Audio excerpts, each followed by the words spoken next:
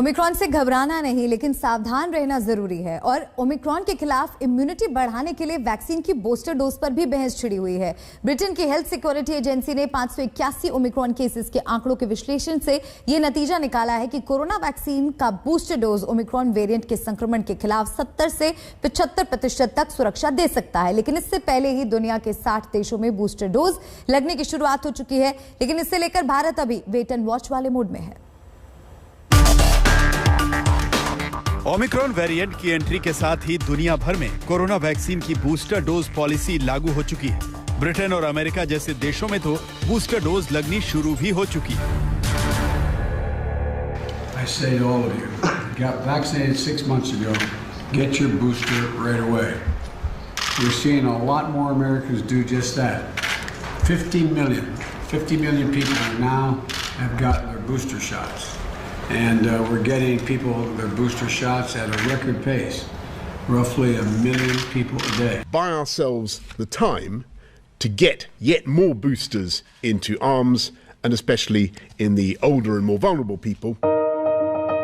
दुनिया में 60 से ज्यादा देशों में बूस्टर डोज दी जा रही है और अब तो तमाम स्टडीज भी इशारा कर रही हैं कि ओमिक्रॉन वेरिएंट पर मौजूदा वैक्सीन कम प्रभावी है, लेकिन बूस्टर डोज से काम बन सकता है। What we see is after the booster dose, and that happens quite fast after the booster dose, in early analysis probably at 14 days and even up to just even 7 days. पूरी दुनिया में booster dose को Omicron variant की काट माना जा रहा है। हालांकि भारत में बूस्टर डोज को लेकर अभी तक कोई फैसला नहीं हुआ है। दरअसल ओमिक्रॉन के बढ़ते खतरे के बीच सीरम इंस्टीट्यूट ने कोविशील्ड वैक्सीन के बूस्टर डोज को मंजूरी देने की मांग की थी, लेकिन सरकार की सब्जेक्ट एक्सपर्ट कमेटी ने बिना क्लिनिकल ट्रायल के बूस्टर डोज को मंजूरी देने से इनकार कर दिया है।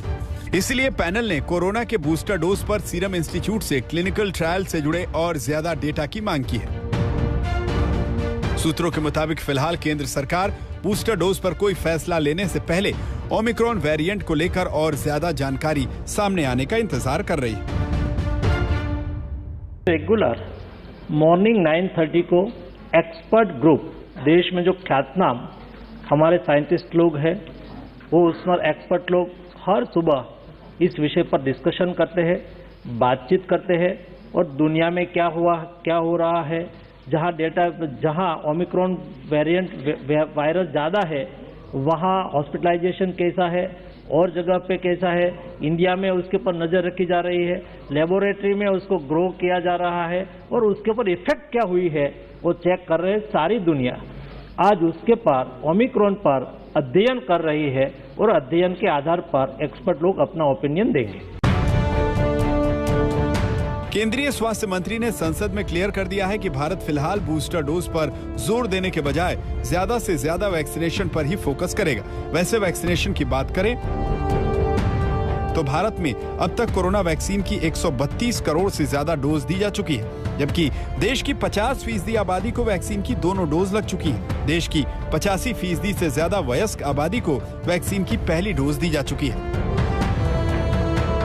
वैक्सीनेशन पॉलिसी तय करने वाली बॉडीज ने यह भी कह दिया है कि बूस्टर डोज को लेकर भारत WHO के निर्देशों के आधार पर पॉलिसी तय करेगा। All governments should reassess and revise their national plans based on the current situation and their national capacities.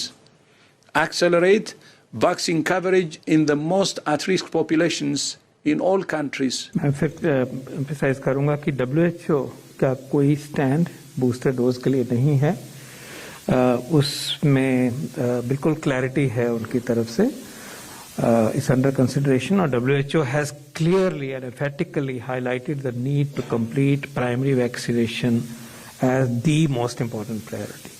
And our thinking and our overall picture, our best understanding and our emphatic view is also aligned with the same approach that let's complete the task of vaccinating every adult with 2 doses.